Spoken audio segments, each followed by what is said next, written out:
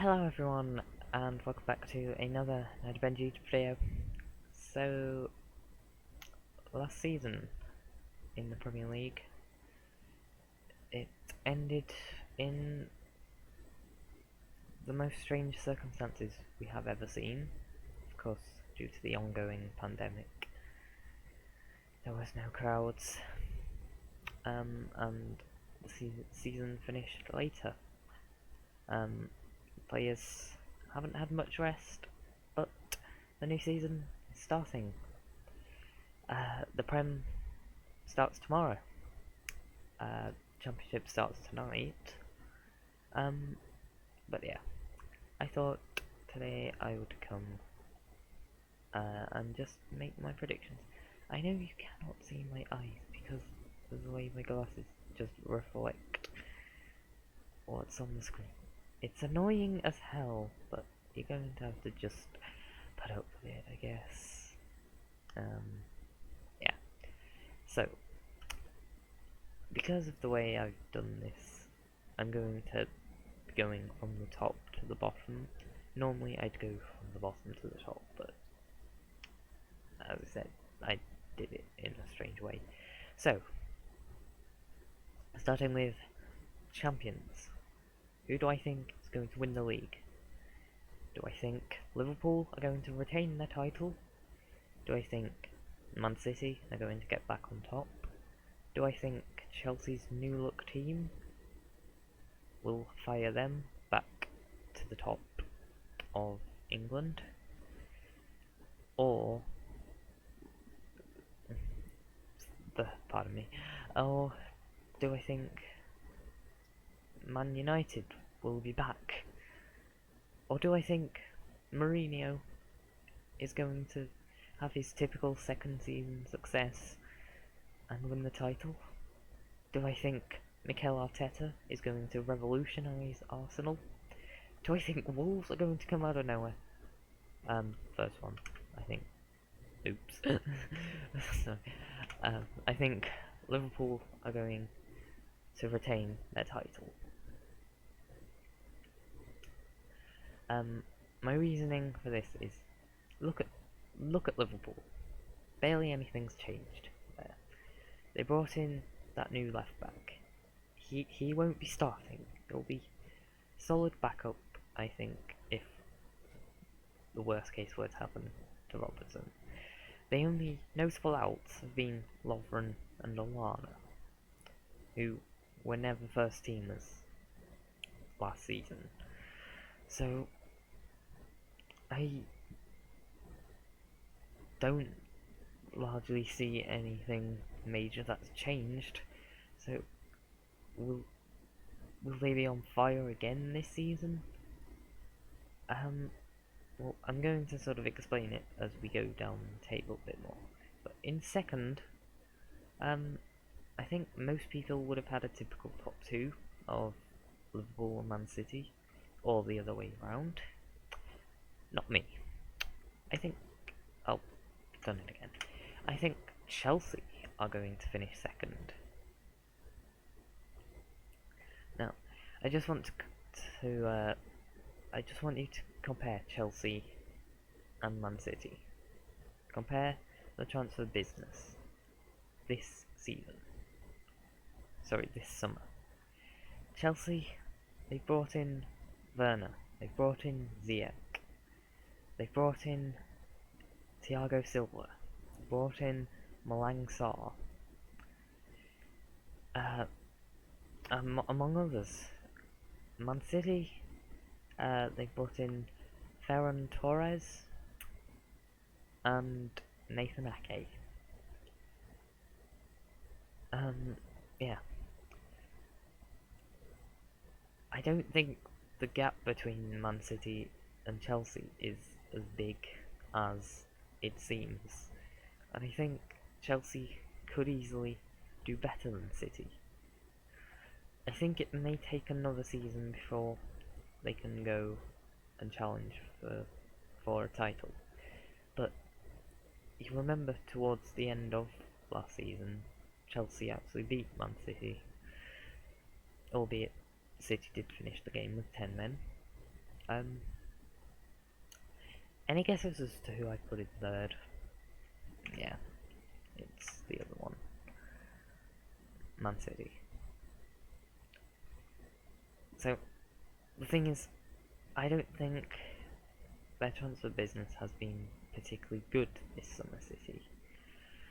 The problem I have with these predictions is there's still a few weeks to go in the transfer window, so I don't know if something's going to happen, someone's going to buy a superstar, but Man City did not sign Messi, so yeah, but I think the gap between Liverpool and everyone else will be smaller this season, but I still think Liverpool will win the league. So, fourth is a position that a lot of teams will be going for, because I feel like this top three will be concrete. It may be in a different order, but fourth is a position that a lot of teams will be fighting for. I have Man United there. What can I say? They've kept the same team that finished last season very well, and they've also brought in Donny van de Beek, who is a very good midfielder. So I feel like now, United's midfield, Pogba, Fernandes, and VDB, they're going to be a very good midfield, possibly one of the best in the league. And so I think United will be a tough unit this season. And if they get Sancho, then I wouldn't write them off for the title. As in, I think they could challenge for the title if they're able to get Sancho in. That's what I'm saying. Fifth place, I have Arsenal. Since the Premier League finished, they've won the FA Cup, and they've also won the Community Shield, so I think there's a really big feel-good factor at Arsenal right now. And I feel like if they can carry that on into this season, then I think they will push very close for that place back in the Champions League. Maybe they'll get it via the Europa League instead, but yet to see. Gabriel Magalhaes, or however you pronounce his last name, I think he will massively improve Arsenal's defence. And I think Willian from Chelsea will also be a solid attacking option. But I'm not 100% sure Arsenal will be back in the Champions League. In sixth, I have maybe a bit of a surprise. I don't have Tottenham in sixth, I have Wolves in sixth. I think Wolves are brilliant. Last season, it just dropped off slightly at the end. I think maybe the fact that they played so many games last season was a contributing factor to that. And they're not in the Europa League this time around, so I think they could break into the top six. I have Tottenham in seventh. I say this because I think Mourinho might put all his eggs into the basket of the Europa League. That he prefers that as his route of getting Tottenham back into the Champions League. Because getting into the top four this season is going to be remarkably difficult with how good the squads are now. But I feel like this top 7, a lot of the teams could go in any order. I mean, particularly these 4 here. You could put them in any order, and I wouldn't disagree with you. I'm just listing this as my preferred order. 8th, so probably just missing out on Europe, is Everton. Carlo Ancelotti is a brilliant manager. He has had his failures in the past, but I think he will do well for Everton. But I think it may take a little bit of time. However, I'm sure most Everton fans would take an 8th place finish. And I think they will be good enough for the top 8. And maybe breaking into the top 7. I'm not sure if I see it yet, but I wish them all the best.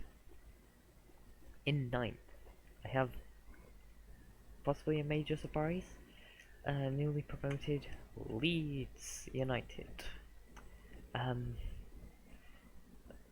It's bold putting them this high. I know that full well. But Marcelo Bielsa is a world-class manager. He's among the league's best managers. I feel like that has to be said. His signings have not been remarkable by any stretch, but there is still a few weeks to go in the window. I reckon he will still get more players in, and I think even if the players he's brought in aren't remarkable, he will still get a lot out of them, because he is a brilliant manager. And you feel like anytime Leeds are playing Liverpool or Man United or Arsenal, or Chelsea, teams that they have rivalries with going back, I think they will be massively up for those games, and they will be a brilliant side, I think. Not one of the best promoted teams ever, but they will be right up there. Completing the top half, I have Southampton. They finished last season very well, and Hasenhüttl is a very good manager, I feel.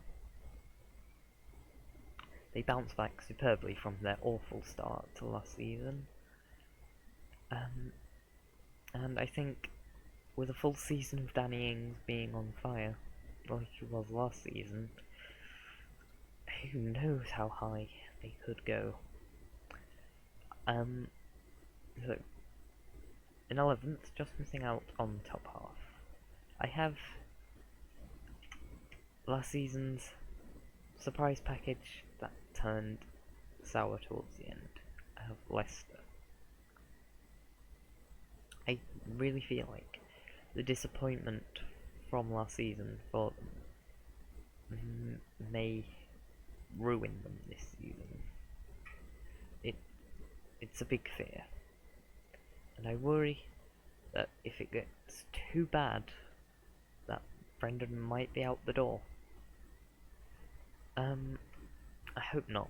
I do love Leicester. They're not the team I support, but they are one of the teams that I do really like. Yeah, the worry that I think is Jamie Vardy. I think he's 34 now, or turning 34 this year. Trying to still be a world-class striker at that age, it's hard. So I do have my worries for Leicester this season. But in 12th, I have another one of last season's surprise packages, Sheffield United. Now, some people have talked about possible second season syndrome for them.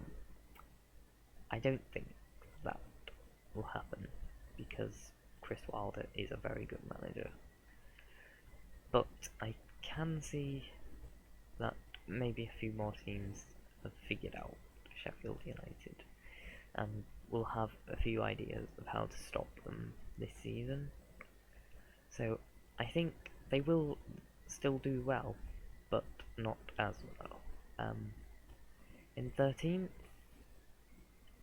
we have another surprise package from last season in Burnley. Sean Dyche has got Burnley playing brilliantly. They are one of the most defensively solid teams in the league, and even if James Tarkowski does leave for West Ham, which looks very 50-50 at the moment,